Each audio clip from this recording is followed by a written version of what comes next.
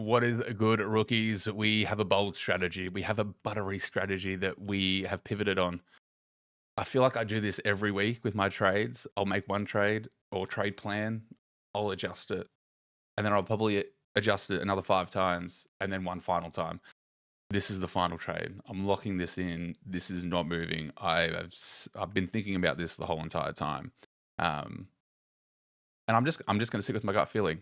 I'm preaching that I'm going to live and die by the sword of my decisions, so I can congratulate myself or critically hate myself if my team crumbles. So what is this big bold strategy? Strategy is we're fading Walsh. Now, a lot of people are bringing in Walsh. We can see the top 1% of trades that are coming in, and this probably can be updated. Let's quickly update this because it's been a while since I've updated it. You've got 31,000 teams that are bought in Walsh just this week alone. Now, you could be asking, Rookie, why aren't you bringing in Walsh? What are your concerns? And I've done a really quick recap on TikTok, which has blown up. This last video has blown up massively, which I fucking love. Thank you all so much for the comments and interacting. And for the 7 subscribers on here, thank you so much. I appreciate you. Mwah! You're just watching a rookie essentially crumble his team in 2 weeks of getting Merritt and Butters back to back. I like spending the cash. Anyway, we've got a comparison here. Now, this comparison is not really fair. We've got a very small sample size of Walsh this season.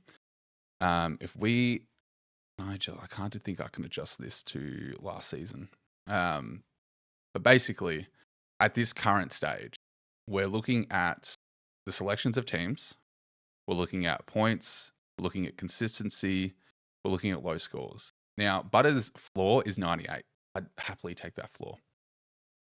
Will Walsh's floor be that low? Don't know. But the main thing is, yes, you can make money off Walsh and potentially sideways him to Butters down the line. That is potentially an option, but a trade that may not be necessary. Picked in starting, 100%. Someone's got Walsh on bench. 1% of people have Walsh on bench. Well, ditch the video. I want to find these people. I want to find these people that are benching him. Anyway, 16 people have traded out. Fucking Butters. That's nuts.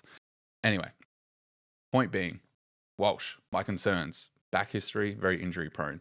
You could get him in this week. He could go out this week. If you really think about it, at any week he can go. Any player can go. But he is more likely to have to be rested, have to be managed because of his history, which means there's going to be inconsistencies. Same could be said for Butters, by all means, but he's fit and healthy. Like, obviously, there's, he's slow to start, give me some soreness and stuff like that. He's less likely to have to be rested and managed. So, big picture here. Money, maybe not big picture. And cash in, maybe not big picture. My trade-ins are very big picture. These are guys that I'm trading in that are going to see me to the end of the season. And I want them in now. I want them in while I can afford them. And I've done it in a way, like I haven't just randomly stumbled into the money to bring in Merritt and Butters back to back. I haven't stumbled into that. I've kind of planned that a bit. Again, I wasn't meant to spend this much this week because I was targeting Stewart. But I'm going to have to wait another 3 weeks for Stewart. And this way, I'm also potentially fading Petrarca because I don't really need to. My mids are looking beautiful. Miller, I know he'll turn it around. Green, I swear to God, he better turn it around. Sarong, not worried about. Steele, I'm not worried about. Bont, can't be worried. And then you got Butters and Merritt. So me bringing in Butters over Walsh is purely because of the fact that I am trusting that Butters is going to outperform Walsh on a consistency basis. Yes, I'm paying top dollar for him. Yes, it's going to hurt my cash in potentially. But I can wear that risk more than I can wear the risk of paying now for him and then having him come out in 2-3 weeks. He could not get injured. That is the risk. He could be perfectly healthy. But that's the risk we're taking here. I think Butter's ceiling is also higher. I think based on the sample size that we're seeing, Walsh is great. he's going to be good. That's, he'll be top 10 mid. Easy. I'm not worried about that. I'm looking for the top 4. I've got my 3. I've got Merritt, I've got Butters, I've got Bond. I've already got my top 3. Who's the 4th? Could be any of these guys. Obviously, I don't have Rao. I've got Miller. I'm not going to go, trading out Miller to bring in Rao. I've got one of the Suns mids. I like how 2 plays. I'm just happy to watch him play. I don't really, I just enjoy that. And I think, part of this journey is about enjoying the plays that you pick and watching them and getting more involved. So that's where we're at. Obviously, I don't have Heaney. I'm fading Walsh. There's English that I don't have. I've got Gorn. I'm not looking too bad. Like, if we separate the lines, defense is looking okay. We obviously don't have Ryan. Yo, I'm not going to bring in. McGovern, I'm not going to bring in. Don't have Martin, which is okay. Missed the boat on those, which is totally fine, which is why I'm focusing on the midfield. It's a bold strategy.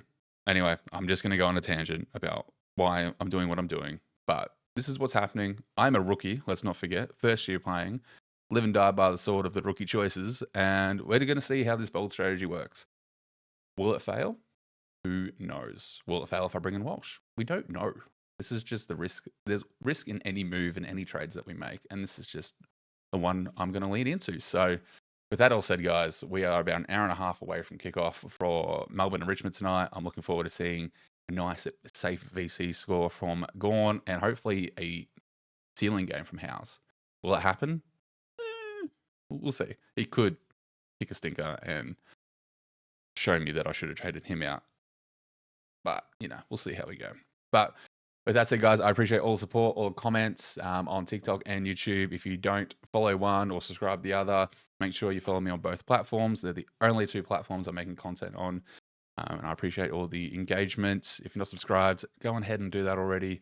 I drop, reviews, trade talks, and occasional check-ins and all that random stuff. So hope you enjoyed, and I will see you guys at the end of this round. Luck.